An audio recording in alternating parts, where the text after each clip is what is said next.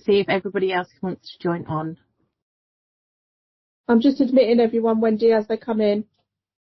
Thanks, Zoe.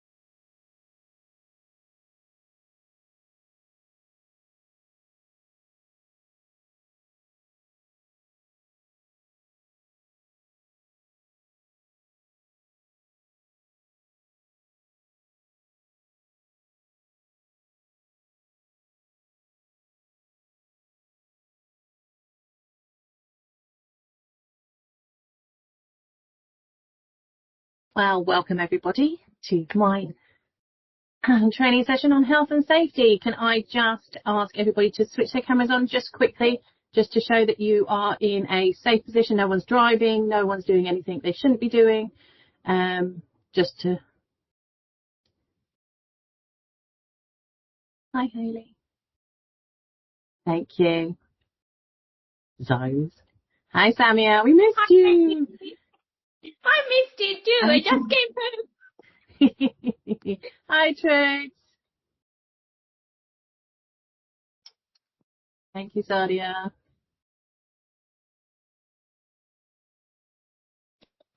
Wendy's guys with me. Yeah, she said she was hanging out with you today. Much to her dismay. Oh no, the dismay was her doing all the washing up today. That was her dismay. Why, if you didn't mind it? Don't say that in front of your mum. That's right, that's what a dishwasher's for. She didn't like the dishwasher. No, she told me. Right. I'm going to get started because time is of the essence and some of us are still at work doing this. So, welcome to Health and Safety. So, today we're going to start on the beginning part of the 5 modules of this course, and hopefully by the end of it you'll have a bit better understanding of health and safety in early years. Most of the settings this week, last week had our health and safety audit, and you know, bits and pieces were picked up that we all needed to get done. So hopefully this will give us a bit of training and going forward for that. Okay, hold on 2 seconds. I'm going to turn my camera off because you guys don't need to see me whilst I'm talking. Okay, so we're going to go into Module 1, Health and Safety and Law in Early Years. So at the end of this module, you'll be able to identify the key pieces of law and governing bodies involved in health and safety in the UK, specific to the earlier setting. Describe what constitutes a health and safety environment, a workplace, and as an early year setting, Be clear on the consequences if something goes wrong, both in terms of legal actions, accidents, and health and safety of work and children. So, why is health and safety important? Can anyone tell me why is health and safety important? Anyone?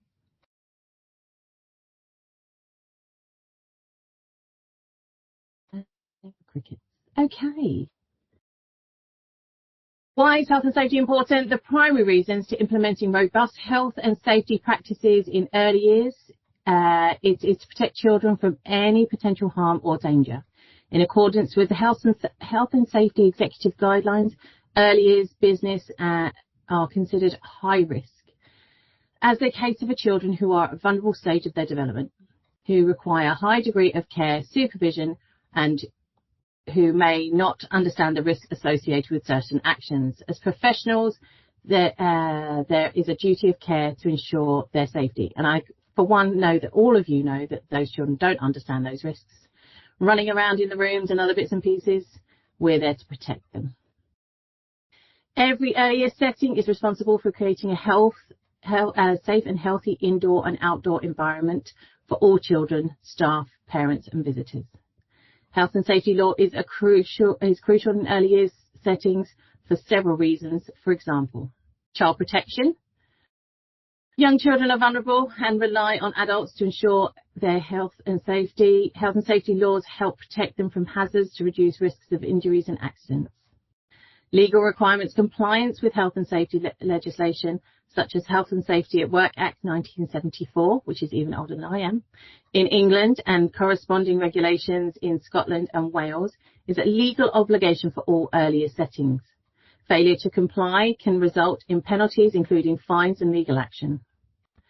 Creating a safe working environments, the law outlined above mandate the implementation of safety protocols, including, but not limited to, risk assessments and safety training.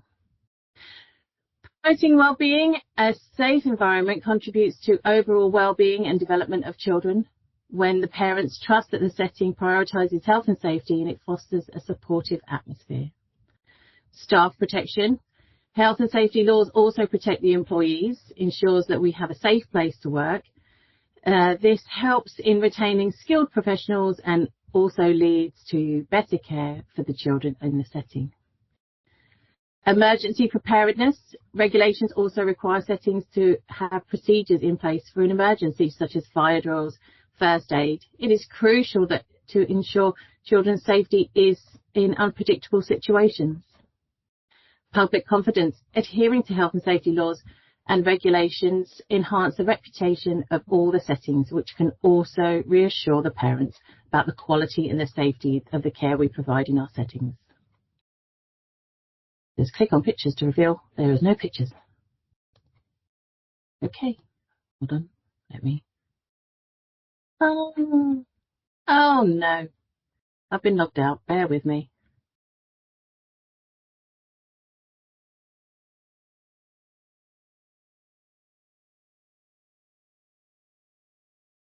Talk amongst yourself.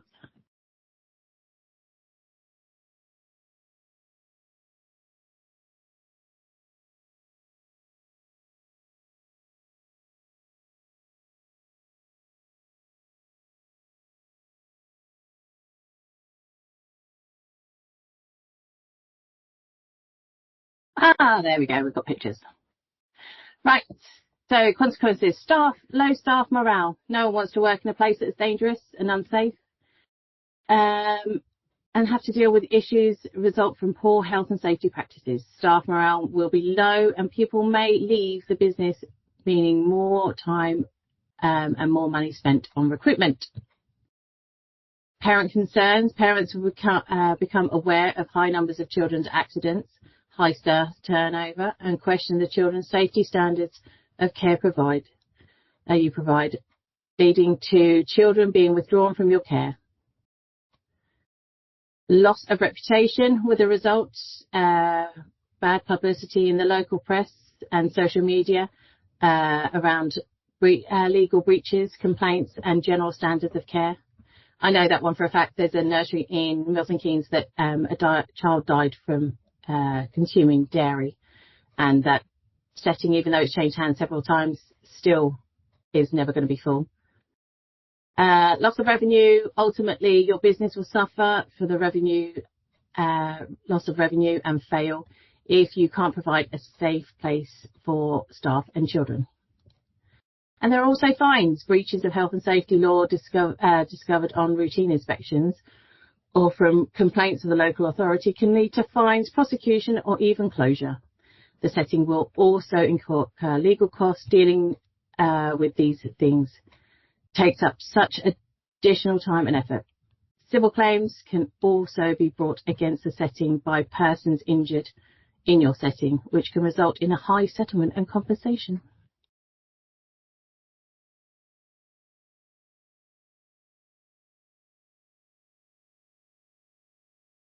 Okay. The law.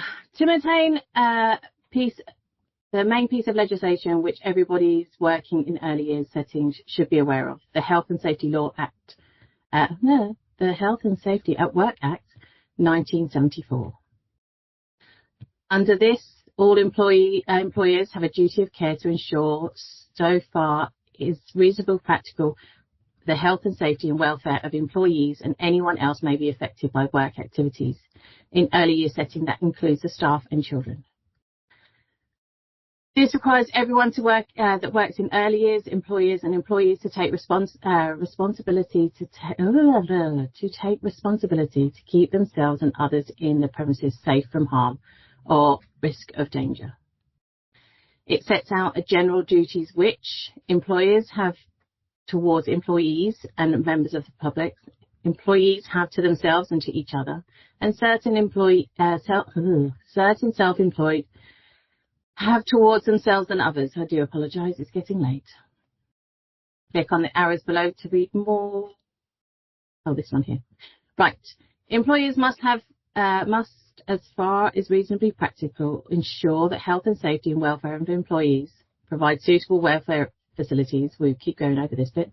Regular review and update their policies and procedures. Does everybody know where to access the policies and procedures? Please put it in the chat or shout out now. Anybody? The teams on the tablets in the staff room. Thank you very much. Carry out regular risk assessments and keep them up to date. Ensure appropriate reporting and record keeping, such as accidents, injuries, dangerous occurrences. Carry out regular training. Hello, we're doing that now. And provide safe environment. Ensure safe access to and from the workplace. Employees must take reasonable care of themselves, not act recklessly, interfere with or misuse anything which is intended for health and safety protection. That means you are supposed to wear your aprons and your gloves and all of your PPE. Cooperate with relevant health and safety at work training and procedures. Use equipment correctly in accordance with training and instruction received.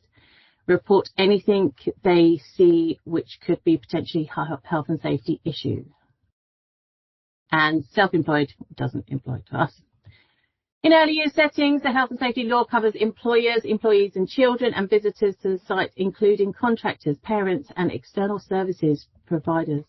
In addition to the General Health and Safety Act, which applies to all workplaces, there are earlier specific regulations that apply to England. And hopefully you all know the Children's Act by now. The Children's Act 1989, 2004 and 2006 focused on promoting children's health by implementing early years foundation stage, a UIFS framework, which sets the standard for learning, development and care of children from birth to 5 years. This states children learn best when they are healthy, safe and secure, when their individual needs are met and when they have positive relationships with adults caring for them. Ta-da! Providers must take all necessary steps to keep children safe and well. Premises and equipment should be clean. Providers must be aware of the requirements of health and safety legislation, as this should include informing and keeping staff up to date. Health and safety policies should be in place, which includes procedures to identify, reporting and dealing with accidents, hazards and faulty equipment. Health and safety policy. Again, you guys know where the policies are. They all updated in September. They're all on Atlas. They're on the Teams chat. They're on the tablets. Please make sure that you know where to access them. It is a duty of an employer to prepare a regular review written statement of health and safety policy. This is a legal requirement where there are 5 or more employees under the Health and Safety at Work Act. This forms a requirement of the EYFS and Childminding and Daycare Wales Regulations 2010. The inspection process in Scotland is based on self-evaluation for improvement. A good policy demonstrates due diligence, showing the employer has taken all reasonable steps to prevent injury and harm. The policy should be made up of the following 3 parts. Statement of intent. Explanation of statement of intent. Organisation, details of the roles and responsibilities for the employee in relation to health and safety, and the arrangements. So the arrangements outline the procedures you have in place to manage health and safety risks, health and safety such as risk assessments, manual handling, fire safety, accidents and incidents. Once the policy has been written and the arrangements decided, this should be communicated to all staff. This can be through signals, toolbox talks, team meetings, briefings, safety representatives or company newsletters. One of the key methods of communicating health and safety arrangements is through training. Hello. How often do you think training should be completed? Answers on a postcard. On joining, once a year, a refresher training, or as and when procedures or policies change. Go on, who wants to give it a go? On joining and once a year refresher training. And also when their procedures change. Select all. I should have just said that and saved me breath. Well done, that is Yeah, correct. but it's always good to hear you, babes. Oh, thanks. Little positive self-fiddle. Okay, where are we up to? Consequences and benefits. Okay, we've got to put some bits and pieces into boxes. In the introduction, we looked at some of the consequences for poor health and safety on the business, drag and drop. So unhappy parents and children, is that a cost or a benefit? Cost. Legal compliance. Cost Cost. and a benefit. Come on, people. Make a Well, decision. there's a benefit, then you can't have both. Poor inspection grade. That's a cost. High staff turnover. Cost. Happy children. Benefit. Poor reputation. Cost. Increased accidents. Cost. Great place to work. Benefit. Fines and prosecution. Cost. Low number of accidents. Benefit. Good reputation. Benefit. And good inspection rating. Benefit. You're welcome, everyone. Thanks, Zoe. I'm going to ban Zoe from talking so someone else can come in and join in. The law does not expect all risks to be eliminated. However, employers must take reasonable precautions to train their staff so that they are aware of their responsibilities. This means that risks must be assessed so that reasonable steps can be taken to reduce them. Significant issues which can impact safety include lack of maturity and awareness of children and limitations of space, layout and equipment. Oh, we've got another quiz. The following accidents are all relevant to earlier settings, but which ones do you think are most common? Select one option. Okay, someone else. Not Zoe, because she's been Manual doing... handling. Pardon? Manual handling, please. Manual handling. You think that's Yeah, the I most... think it's manual handling. It's either slips, trips and falls or manual handling. It's one or the other. I'd go Anybody? for trips and balls. Slips, trips and falls. Anybody else?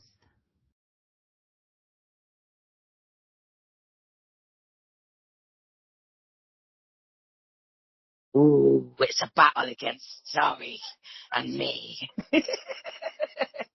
I don't know. I'm going to go Maybe, for slips. I'm going to go for slips, trips and falls, even though manual handling is quite bad. for So staff, I manual agree. handling, but if All we're saying staff the have a children bad as well, However, if we're saying the children, then yeah.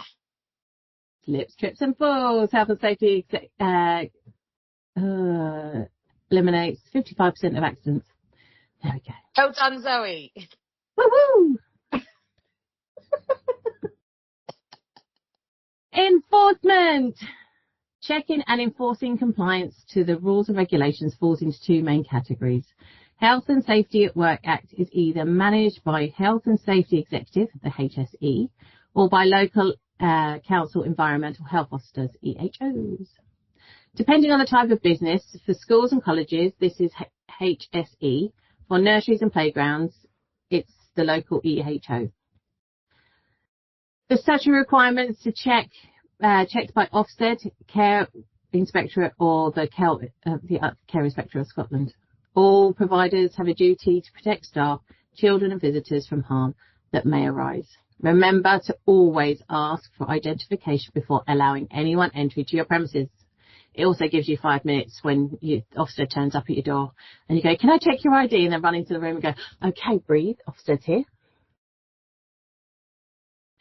Okay, powers and responsibilities for the main enforcement bodies. Environmental health officers. I'm sure you've all met them in your time working in early years. If not, you're going to. The EHO can enter the premises at any reasonable time and is an offence to obstruct an EHO from carrying out his or her duties. An EHO may visit your premises as a routine inspection as part of a complaint or to investigate specific incident.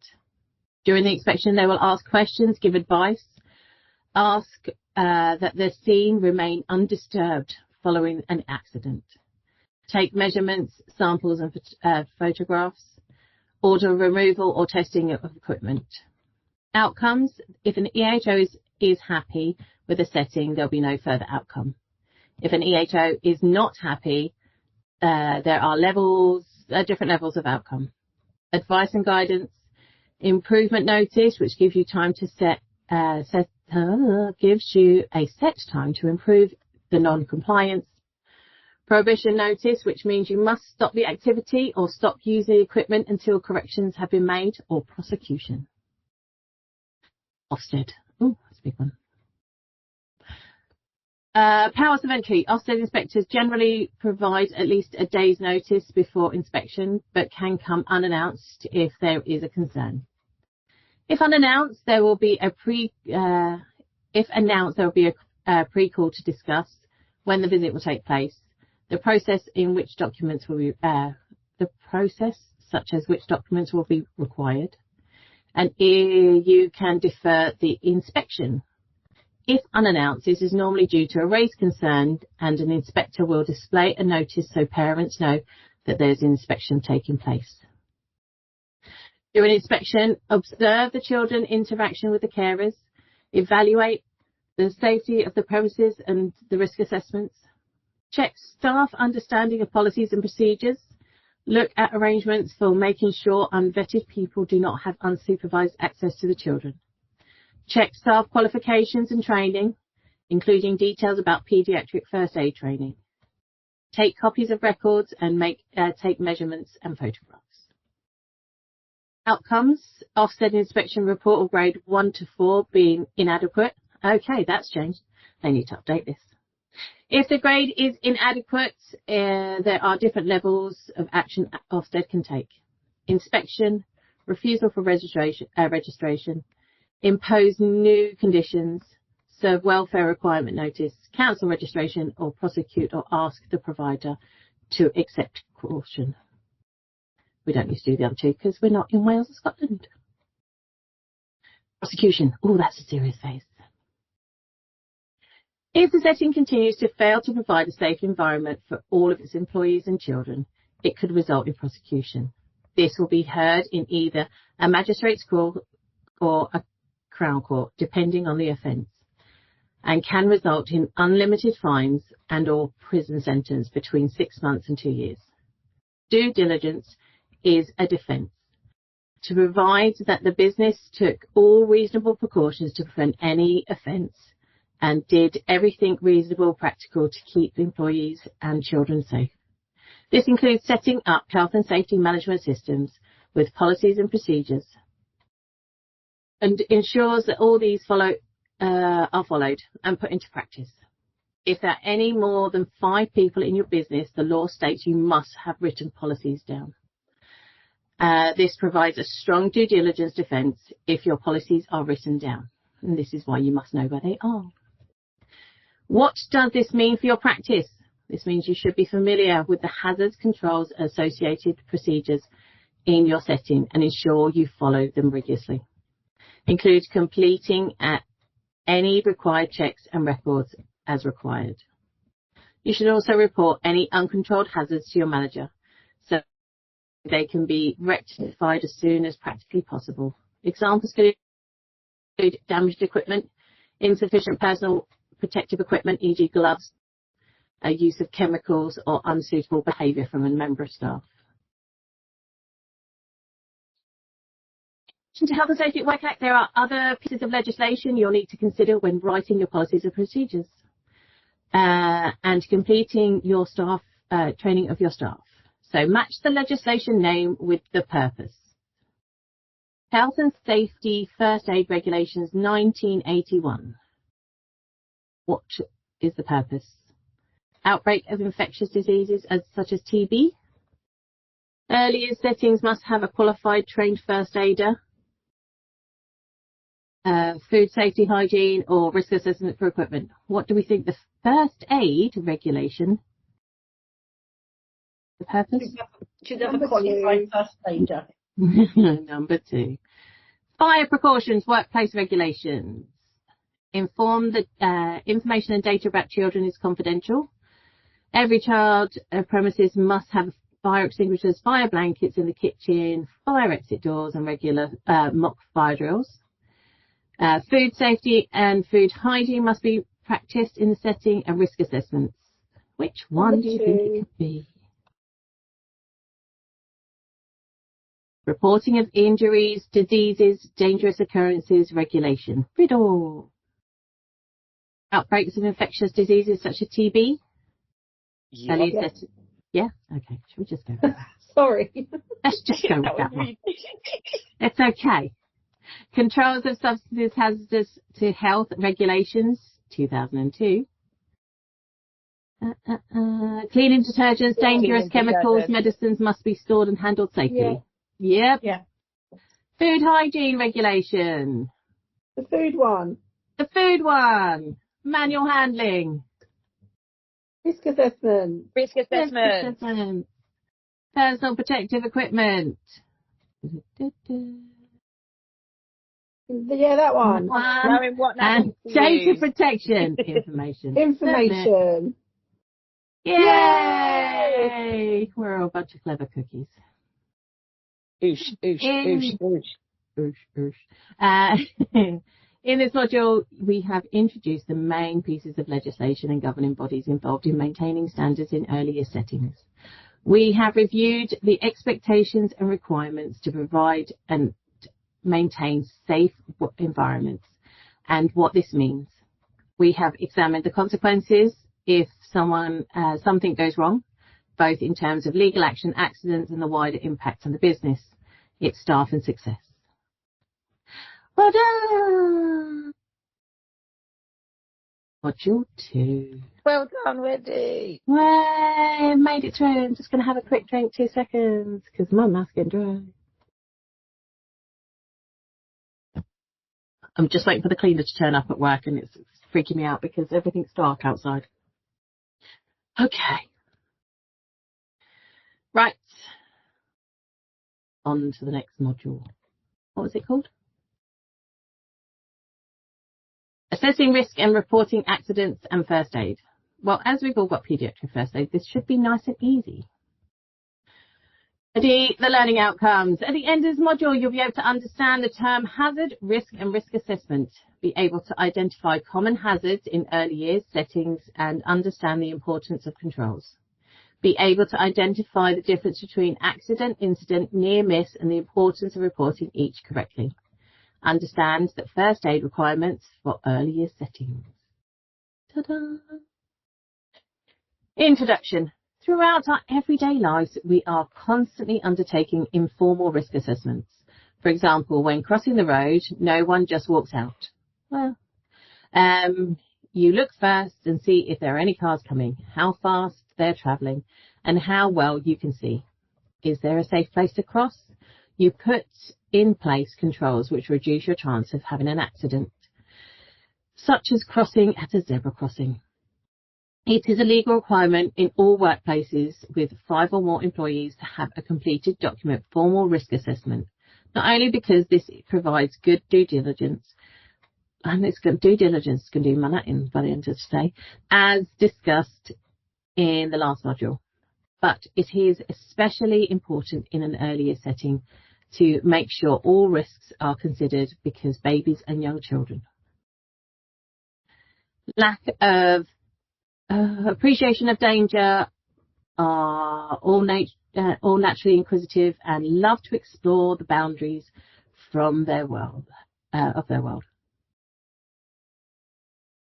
The safest possible option would be to remove all hazards and, oh look, there's a kid in bubble wrap.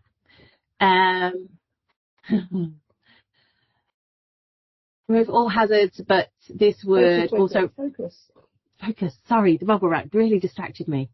But this would also remove all of the fun for learning opportunities for children in the environment. So what do we do instead? We make sure everything with potential to do harm has been identified. The controls are put into place to minimise the chances of any accidents happening. And if something does go wrong, and an accident does occur, it is important there are enough employees trained in first aid to know how to deal with the injury. Make sure the accident is reported correctly and review how the accidents happened to prevent it from happening again. In this section, we'll be looking at risk, reporting accidents and how continuously improve safety to protect employees, children in our care. Definitions. Hey, we've got another selector box. The Management of Health and Safety and Regulations 1999 requires employees to complete suitable, sufficient risk assessments. It is the foundation of maintaining a safe workplace. Let's start by examining some key terms. Controls. The probability of something bad happening, something which has potential to do harm, how bad or serious something is, measures to reduce the risk, probability of something happening. Anyone? Which one do we check? Measures to reduce the risk. Thank you, Carol. Okay, risk.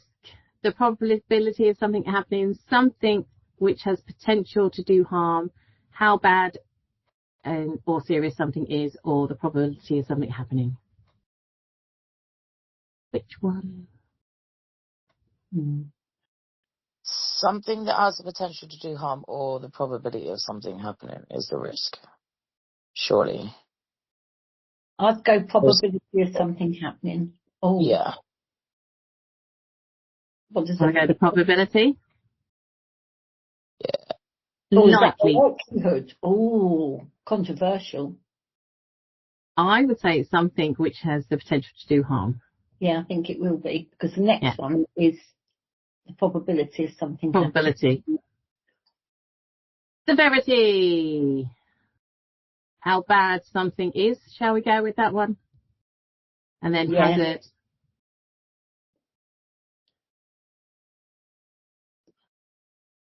Oh. Something. Yeah, something which has got the Something potential which to has. do harm. We've chosen that one before. Oh, have we? Yeah. Okay, Yeah. let's, Hold on. What ones have we A used? hazard is something which has the potential to do harm, maybe, no? Are we allowed to use it again? so the first one, the risk must be wrong then. Probably, but probability of something happening. I'll go with that one. Shall we? Let's try. Yeah. Partially. We tried. There we go. Those two are wrong. So if we swap them over.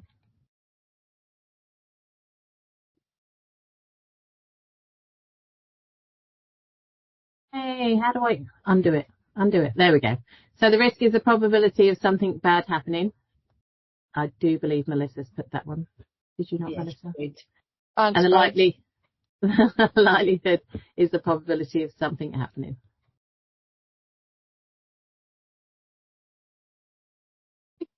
The risk assessment process. 1. Identify hazard. At the first step to take when completing risk assessment is to identify all hazards. These are all the things which have potential to cause harm. Examples include slips, trips, fire, electrical equipment, and kitchen equipment. 2. Once the hazards have been identified, you need to consider who might be harmed. Consider everyone who uses the premises. Employees, children, cleaners, young persons, parents, contractors, and members of the public. Controls. The next step is in the risk assessment is to examine the controls in place. The controls are the measures in place to prevent, eliminate, or reduce the risk of hazards and help prevent accidents from happening. Control measures should be practical and achievable.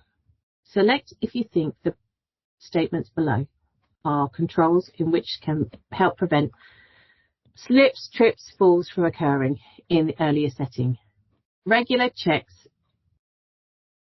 of the floor space to check for any items children or staff may trip over. Hazards. Regular checks. Yes. Yeah. No loose cables. Yes. Yeah. No toys to be placed on the floor. No. That's a bit unfair. I know, isn't it? I'll say no. No. If it's not set up.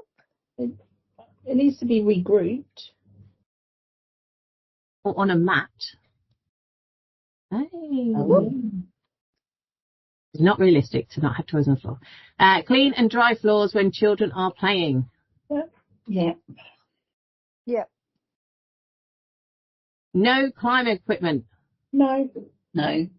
No. Just correctly supervise people. And safety shoes.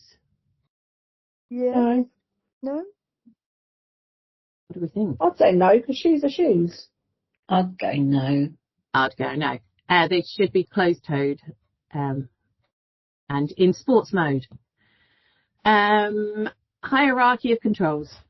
When evaluating what controls to put in place, there are a hierarchy of order of to consider. Or eliminate or remove the hazard if possible is preferable to providing personal protective equipment or equipment. Providing PPE is a last resort in dealing with a hazard. And should not be providing PPE is a last resort to dealing with a hazard and should not be the only control. Last resort? Interesting. Does that make 1. sense? I know.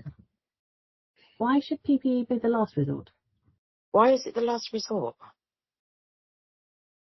I thought I was reading it wrong. Okay. 1. Eliminate. Physically remove the hazard. 2. Substitute. Replace the hazard with something with less risky. Engineering controls. Isolate people from the hazard. 4, administrative controls. Change the way people work, introduce safe working systems of work and improve training. 5, PPE. Protect the worker with personal protective equipment. Well, I suppose if you look it down that way, it would be lost.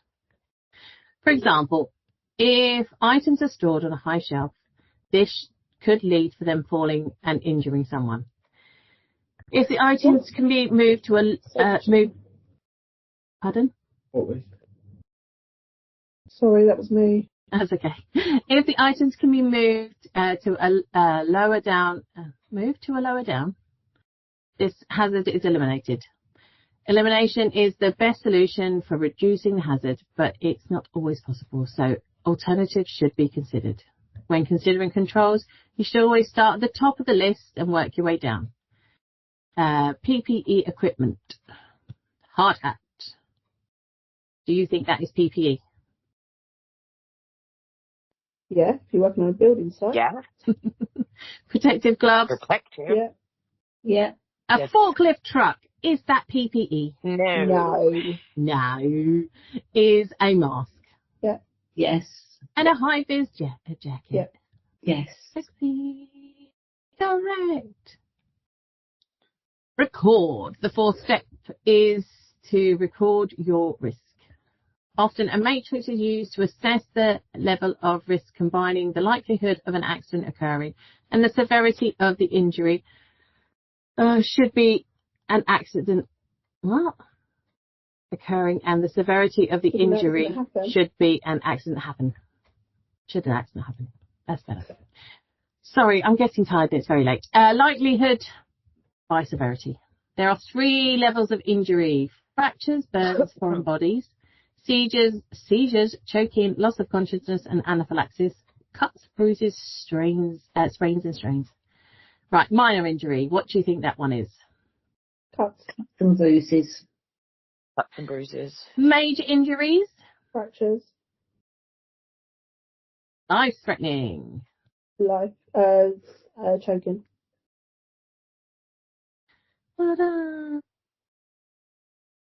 Comparing the likelihood of an accident occurring with expected outcomes or severity of injury is your risk assessment and provides your rating. This can be colour-coded and given a risk level. So unlikely, possible and highly likely. And then is it slightly harmful, harmful, extremely harmful?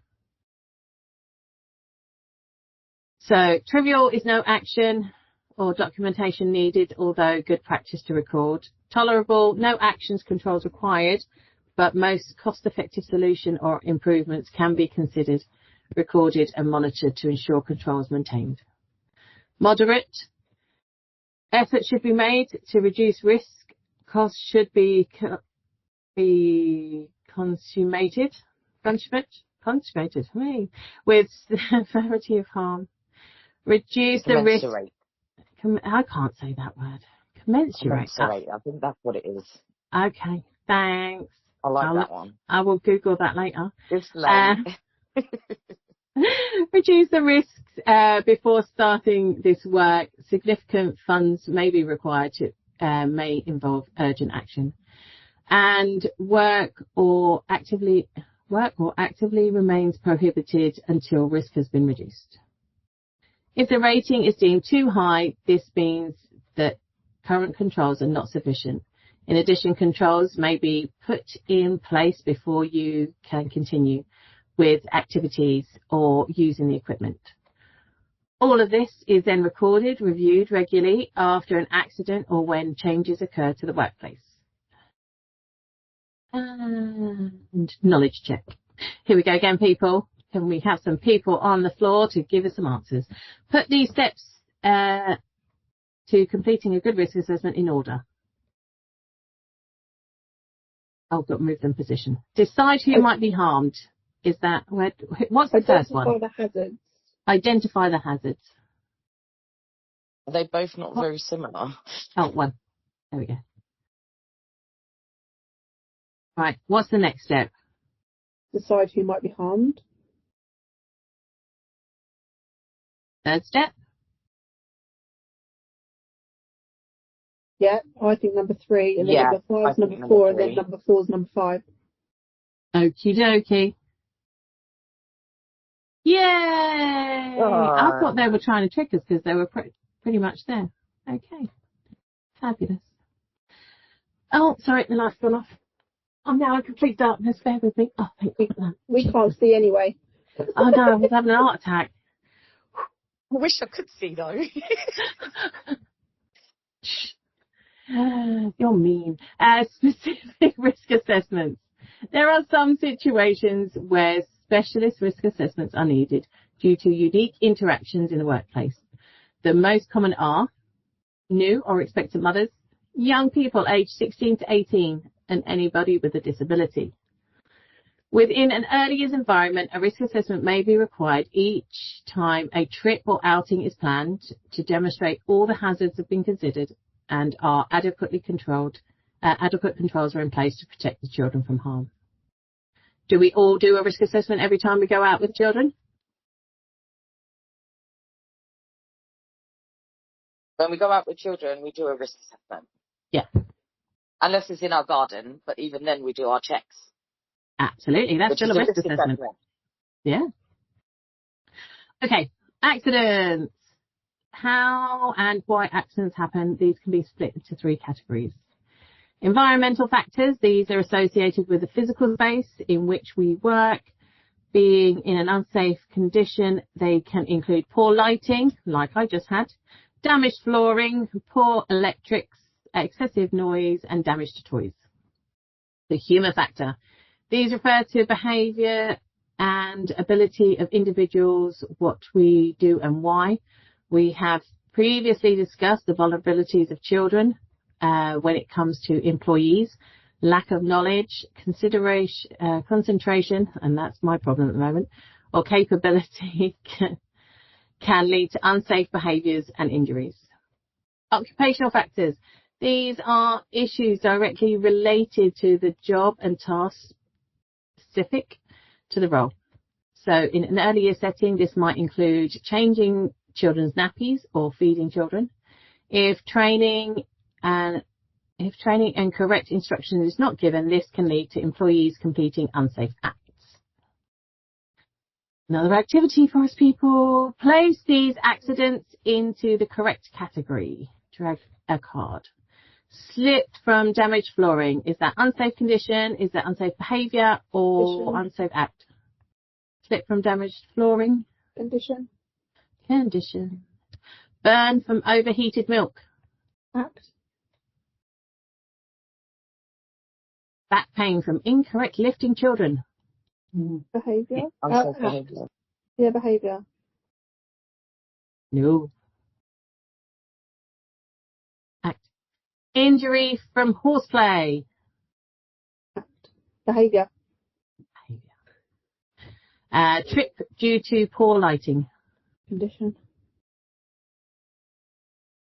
Yay. One. These 3 categories to be aware of. Drag the correct descriptions into the right box. Okay. An event that does not result in an injury, damage or loss, but may cause interruption to the work process. Is that an accident, an incident or near miss?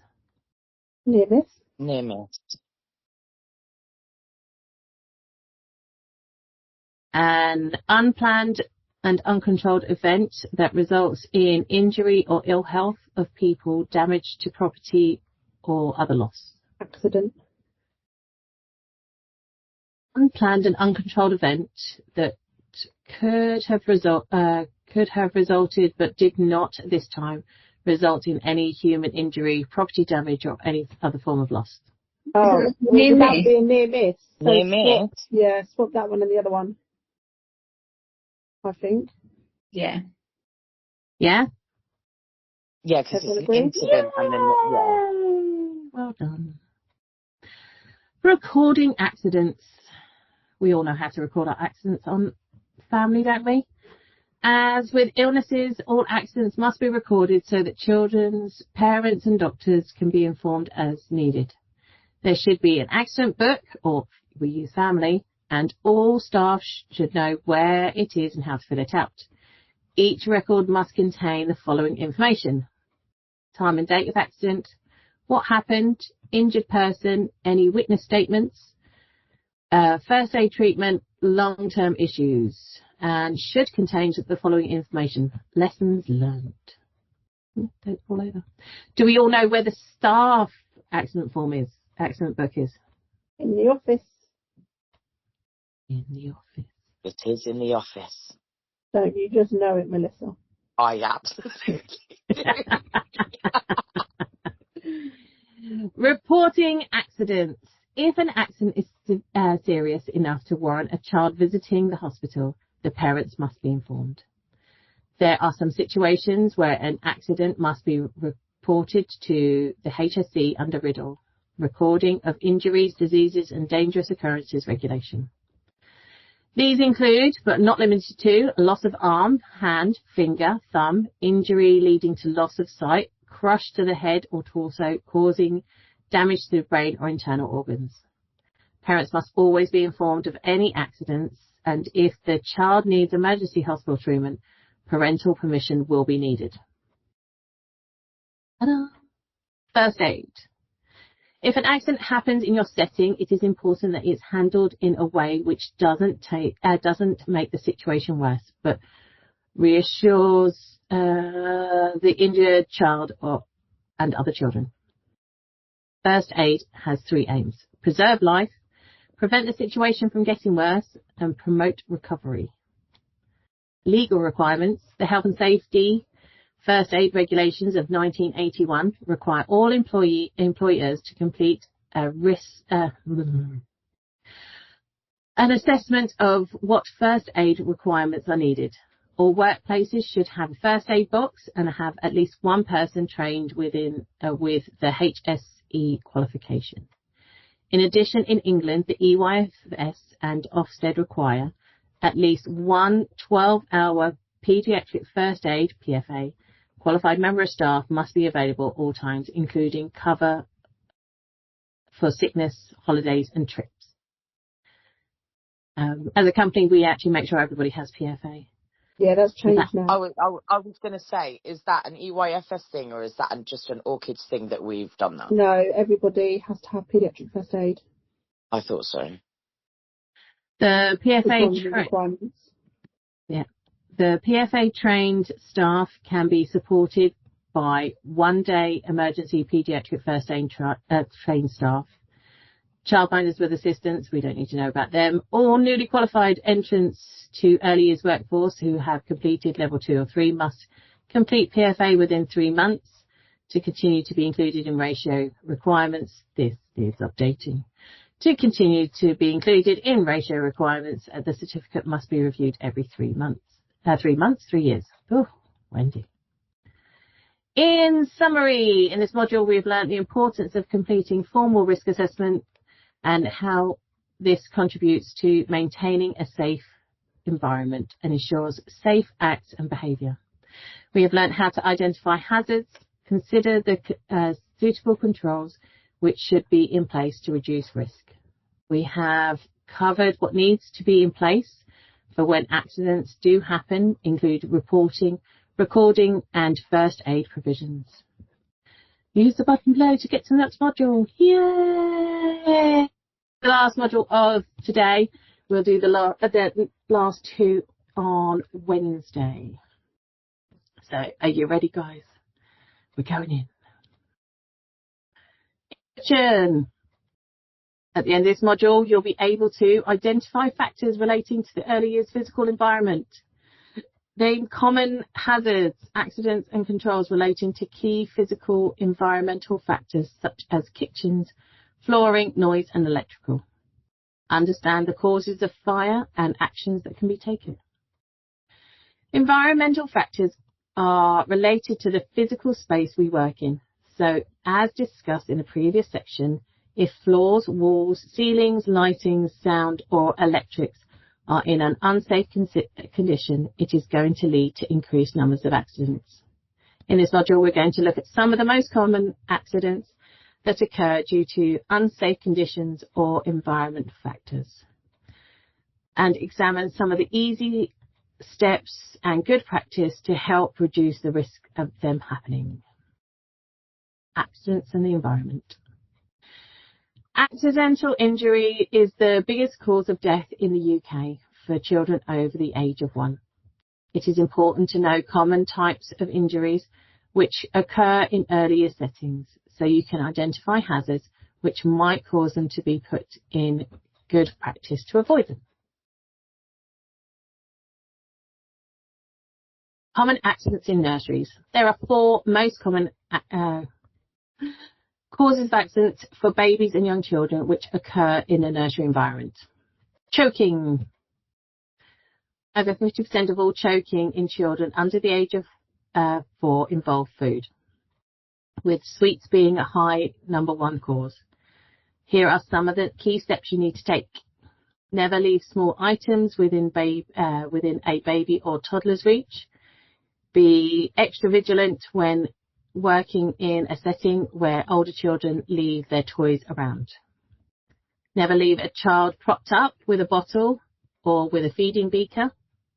Always supervise babies and toddlers when they are eating and drinking. Never give peanuts to children under the age of 4 as they can choke on them or be inhaled. Make sure you know what to do if a child is choking. What's the latest change that we've just had in September? We talked about it at the training day about choking. What's the new thing that we've got to do? Anyone know? Sit at the table while all children are eating. Exactly, thank you, Zoe, because of silent choking. Silent choking, absolutely. So you're able to visually see their faces, and if they are choking, you can assist with back blows. Back blows. Slip, trips or falls. Before and during and after play sessions, you should check to make sure the area is free from hazards. It's especially important if there are any water hazards. Close supervision is needed for indoor and outdoor play. In addition, never leave a baby unattended on a table, work surface or bed. Make sure young children cannot climb up near windows. Ensure flooring is always clean and dry before playing. Remove clutter. Make sure you know when to use safety equipment such as gates, reins, adjustable tables and chairs, and clean up any spills immediately. Burns. Nearly half of all severe burns and scalds occur in children under the age of 5 years old. Never carry a hot drink through a play area or place it down where children can reach. Make sure kitchen is inaccessible to young children, and never smoke in childcare setting, and keep matches and lighters out of reach. Poisoning. Poisoning accidents peak between ages of 1 to 3, when children are exploring the world and putting items in their mouth to find out what it is. Make sure that all chemicals are in childproof containers. Never put chemicals in empty drink bottles, including water bottles. Keep all medicines and tablets in a locked cupboard, and teach children not to eat berries, fungi in the garden or park. Providing a secure environment. In addition to maintaining safe environment, a secure environment must also be provided. This can be achieved by physical changes to the environment and carefully monitoring any activity where children could get lost or be deliberately removed from the setting. For security. Access buttons must be located, which cannot be accessed by children. Using an intercom system can be prevent unwanted entry, provided it is available in all rooms. Suitable signage and double barriers. Process. Children must only be released into the care of individuals who have been notified to the provider by the parents. There must be an agreed process for checking the identity of visitors, and everybody must sign in and out. Does anybody want to tell me what the process is for checking identity of visitors?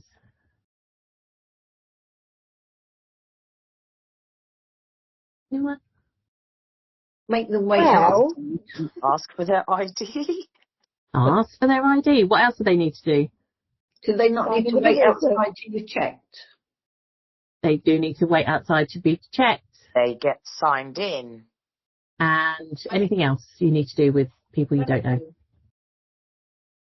Well, if it's a parent, if somebody picking up a child, do they actually have meetings? You need to escort them. If you don't know who they are and they're there for a legitimate reason, someone should be escorting them around. They shouldn't be left to roam around the building by themselves. Okay, let's go on to the kitchen where Wendy spent her day with Sky. Sky spent half the day there. Oh, she's cheering to herself. Although you may want to create a welcoming home environment in your earlier setting, one place where there must be differences is the kitchen. Drag the slider to see to the right to see an ideal kitchen environment. Well, that's what our kitchen did kind of look like at one point today. That was Sky, wasn't it? She did that. Ta-da! Hayley did that. Hayley came along and made the nursery look absolutely beautiful. Didn't you, Hayley? That's what Wendy makes the nursery look like. Ta-da! Sure did. Yeah, go for it, Hayley. Hayley's going to come to my house and do some housework. There are mandatory requirements. Oh, sorry. And Sky did some really good washing up today and tidying up. Thank you. She was like, but I tidied up. But I did it too. Hayley did it at the end of the day, Sky. Just saying. You did it throughout the day. There are mandatory requirements for kitchen servicing the public, which must be in place before you begin to serve food. Hand washing facilities and toilets, changing facilities, adequate ventilation, lighting and drainage. Windows should be able to vent pest access. Door should be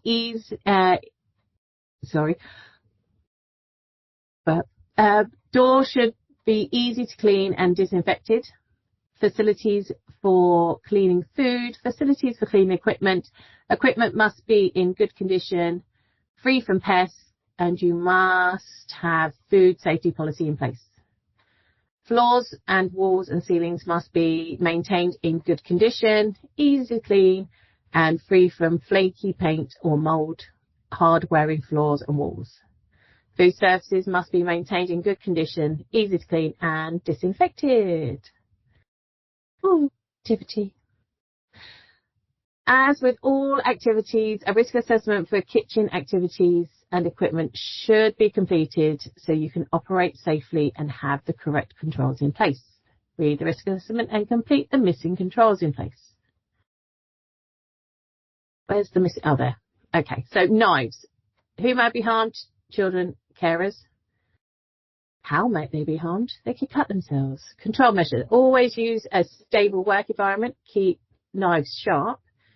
Carry with blade pointed down. Ensure staff are trained. What is missing of that? Oh, is there a thingy? Oh, there we go.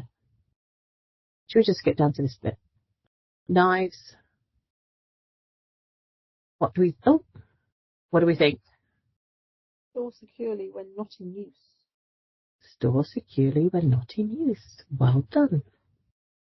Heat and hot equipment. Prevent children accessing the kitchen when cooking, and what could the other control be? Check the floors. Turn off equipment when not in use. Heating infant milk in the microwave. Don't do it. Don't do it. Use a low setting. Shake frequently.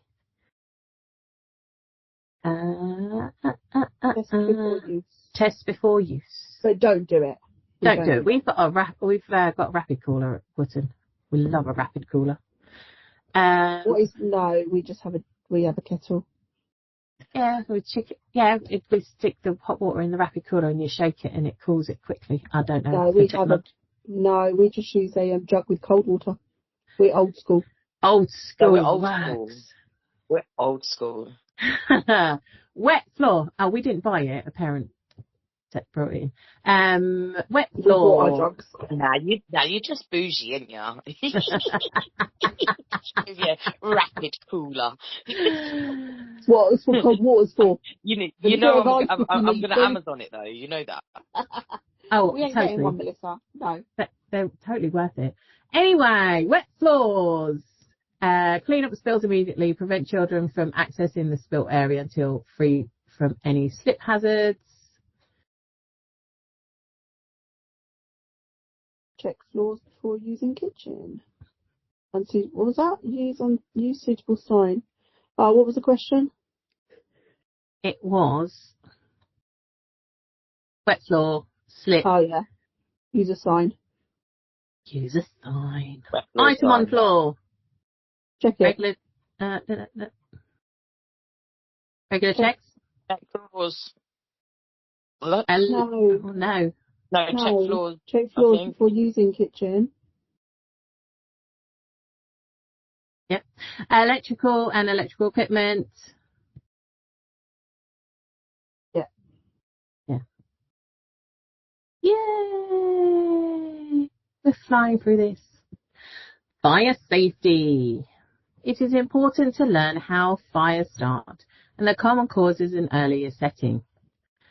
Click on the elements of the fire triangle to learn more. Oxygen. There must be oxygen present for the fire to start or to continue to burn. The most common source of oxygen is the air around us. Remove or reducing oxygen by using a fire blanket or a lid to smother a fire to extinguish it. Heat. There has to be an initial source of ignition. There we go. Wendy had a great flame grid of the ball. Glitch. Heat or spark for the fire to start. A fire will continue to burn where heat is present with other elements in the fire triangle. Remove the heat. Can extinguish the fire by cooling. Fuel. There must be fuel for the fire to burn. Fuel is anything that a fire can consume, such as paper, rubber, plastic, flammable liquids, oil, or even some metals, or, in some cases, toast. When a fire has no fuel, it is extinguished through starvation. Wait, what's that about toast? Well, you set the smoke alarm, don't you, off when you burn your toast? Wendy burned her toast. Because I was reading it and then I processed that you said something else. I was so close to it today, I'm not going to lie. It's easily done. Isn't it, Carol? Isn't it? It is. It's very easily done. Unless your toast is like warm bread. Can I just say, there's nothing to do with toast. However, it's easy to set your smoke alarm off. I think they're very sensitive. I'm still not over it, Carol. I feel safe at Carol's house. There's a story behind that. She's got She's got sensitive fire alarms. Fire prevention and good housekeeping. There are a number of common causes of fire in the workplace, and one of the best methods of prevention is good housekeeping and being observant. The following actions you can take can help prevent fires from starting and help with safety should a fire start. 1. Don't allow rubbish or waste to accumulate in bins to overflow. Keep electrical cables unrolled and tidy. Check plugs and sockets are damage free. Do not use overloaded sockets. Ensure the tumble dryers are lint free. Consider where bedding is stored, not too near heat or electrical outlets. Do not obstruct fire exits, cool points or extinguishers. Do not wedge fire doors open when they can only be prevent the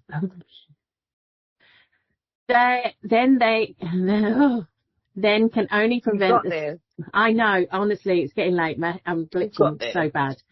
Then can only prevent the spread of fire if they are closed, and keep escape routes clear. These actions to prevent the relevant sections of fire triangle. Anyway, removing rubbish. It's a fuel. Making secure sockets. Making sure sockets are not overloaded. Oh my goodness. Ignition. Keep fire doors shut. Oxygen. Oxygen. Yay! It's still going. Fire risk assessments. As with all risks, a fire risk assessment must be completed to assess the specific risks in your earlier setting. This will identify what could potentially start a fire and who might be at risk. The fire risk assessment will also examine if any fire detection or protection equipment you have in your setting is adequate. This is likely to be carried out by a third party, but you should know where it is stored and any serious outcomes. Action in event of fire. In line of fire regulations, all settings must show how they would evacuate the building and how to carry out fire drills. The setting must also have fire safety signs and instructions in each room. You should know your company's fire procedure and how to raise an alarm, the nearest fire exit route and meeting point to check everyone has exited the building safely. Considering the following scenarios and try to answer the questions as if they're a real situation. Oh, it's a video.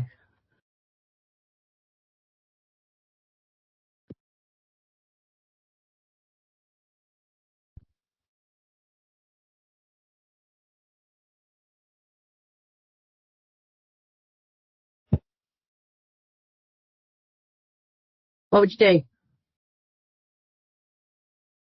Put a fire blanket over it.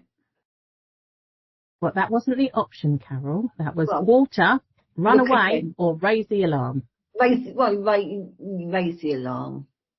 And then put a fire blanket over it. Raise the alarm by the nearest call point or whatever methods is available to notify the team. Should we check that one?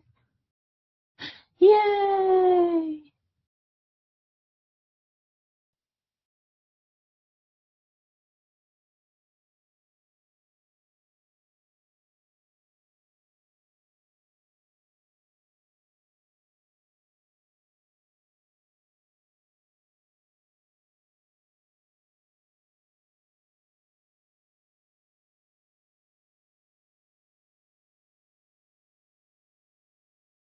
Well done, Carol. Well done, Carol.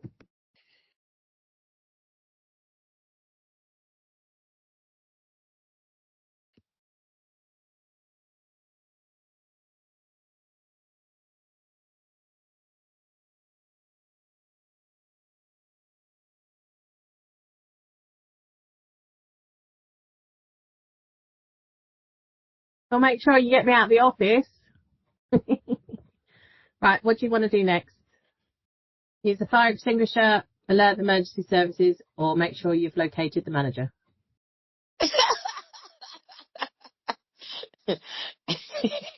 Obviously, we don't care about the manager. Thanks, Carol. I love you too. Make sure you've located the manager. Imagine. Well, of course, but find the manager. Your priority. Alert the emergency services, and then obviously use a fire extinguisher to put it out if you can. If not, then yeah. Yeah.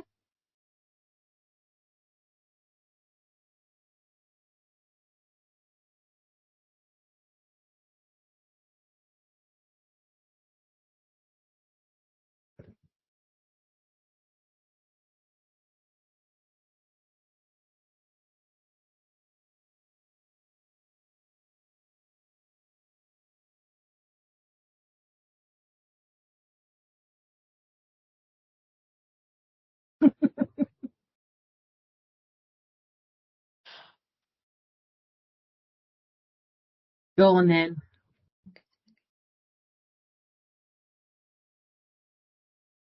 Who's putting the fire out?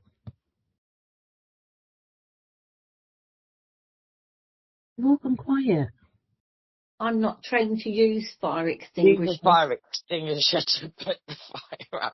I mean, is it that big of a fire? If it's a small fire on the toaster? It started off as a small fire, but it's got rather big. I'm going with C, begin evacuation. Yeah, using a... Oh, okay, look, I didn't see this bit about using a fire extinguisher. It's because of... Yeah, apologies. Closing doors behind you.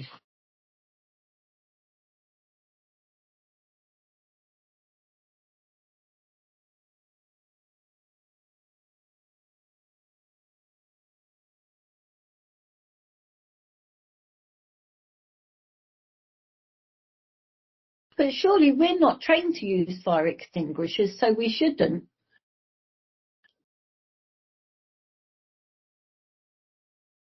With fire extinguishers, it's a bit like using one of those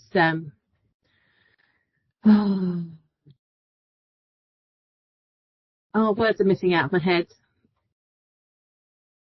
The beepy machines if you're having a heart attack. It's better to use it than not use it. What, a defib? Yeah, that's the one. Oh, interesting. I was always told if you're not trained, you shouldn't use it. Unless, obviously, somebody's life is at risk. But then what happens if some Egypt puts a water on top of a toaster? That's just going to upset it more. That's what I was going to say. This is what this training's about. And it does say, if you look at the stickers above the fire extinguisher, it tells you what it's used for. And there are written instructions, but it says only to use a fire extinguisher if necessary. So if you need a fire extinguisher to get yourself out of the building, then use a fire extinguisher. But you're not putting the fire out. Okay. Trust me, it's not going to happen. What was that?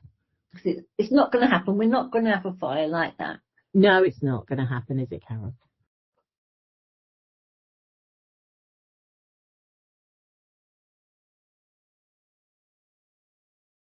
Leg it.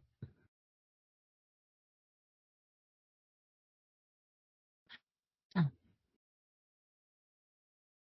Electricity. Electricity is a hazard in most earlier settings. Show your understanding of managing the risks from electrics and electrical equipment. Fill in the gaps using the following words: water, out of use, competent, ignition source, covered. Always arrange for fixed and portable electrics to be tested by a competent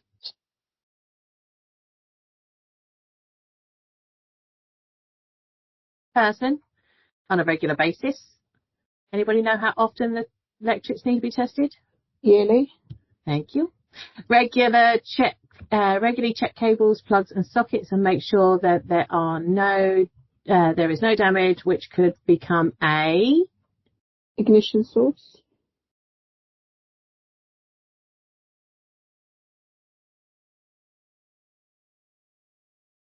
If there is damage, take the equipment out of use.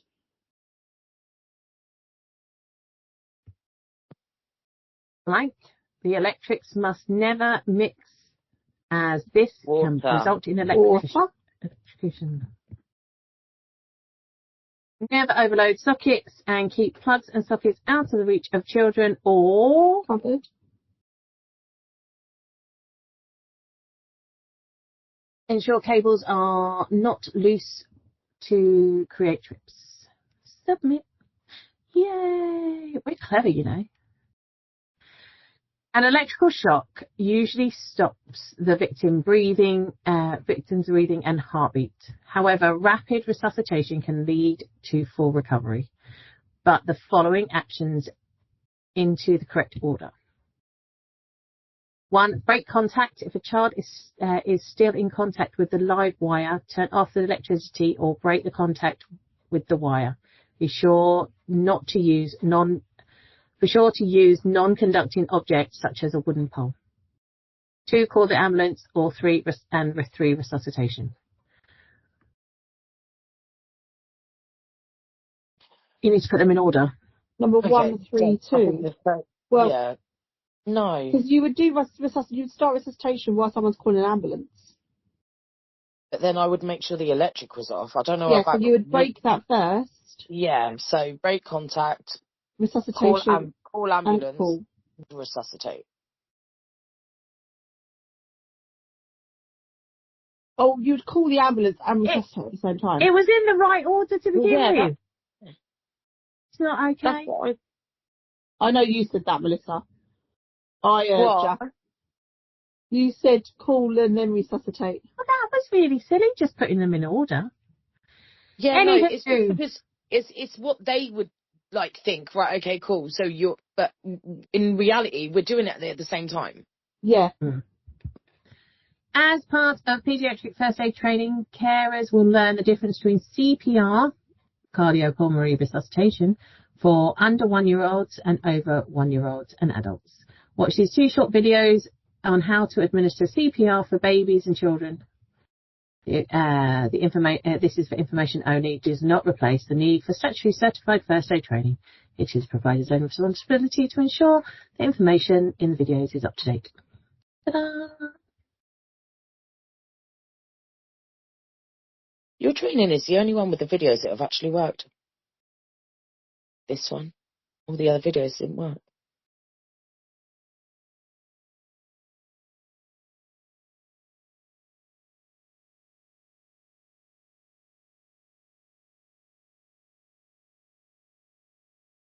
Can anyone else hear it?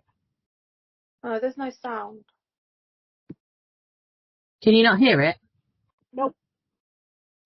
Maybe you can just hear it, but we can see it.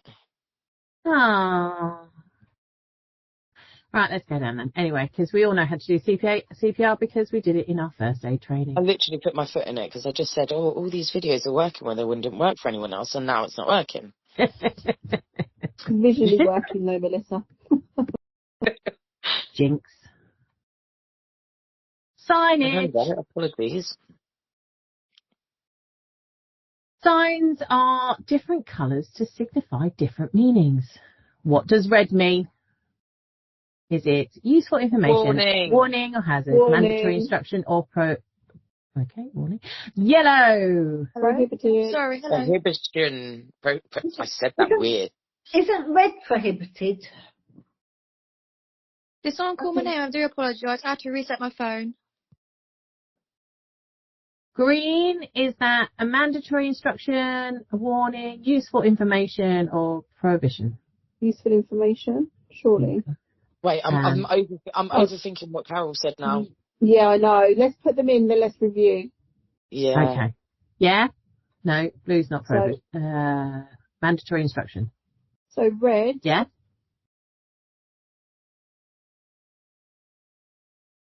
So red is like, you're not allowed to smoke. Yeah, you're right, Carol. You're right. Prohibited. Because you're I can't even, look, I can't say the word. No, whatever that is. Red's prohibited, isn't it? Yeah. You're not allowed to do it. Okay. Yellow. Warning. Warning. Green is useful information. And blue is equipment. Mandatory instruction? Yeah. Yes. Okay. Yeah. Carol. Thanks, Carol. Noise. Like we don't have noise at nursery. Jeez. Noise is expected in settings where there are children. I'm glad you said that. And is good to have some noise as it promotes learning. However, too much noise can result in some harmful consequences. Lack of control of the environment, inability to spot anyone in pain or trouble, cause stress and confusion for children and carers, distracts from tasks at hand, leading to increased number of accidents and affects memory, sleep, attention and blood pressure. That's why I don't sleep. That's just an example of the different decibels. In general, noise in an earlier setting sits at a medium range. Anything over 80 decibels should be risk assessed. However, the level of noise a person can stand without causing stress is also related to the length of time they are exposed for. If we consider the table above, some appliances are not used in the same length of time as a conversation or general noise, such as noisy toys should not be used for the duration of the children's time in your care, nor should Alexa be put on constantly throughout the day. Also consider the noise and implications for special needs children in your care. Some children with conditions such as autism have a hard time in noisy environments. Summary. Yay! In this module, we've examined factors relating to early years physical environment, identified common hazards, accidents, controls relating to key physical environmental factors such as kitchens, flooring, noise and electricity, and determined the common causes for fire, looked at fire triangle and examined the actions to be taken in the event of fire. And that is where we're going to leave it for today, guys. Oh, my light just went off again. Oh, thank you everybody for coming. I really do appreciate it. Thank you, Zoe and Carol and everybody else that joined in the discussion. And we will pick up the last bits of this on Wednesday at 6:30. So be there or be square. But thank you very much for coming. Bye. Thanks. Bye. Carol. Bye, everyone. Sorry, thanks, Wendy. Bye. Thank you. Bye-bye. Bye. Thank you.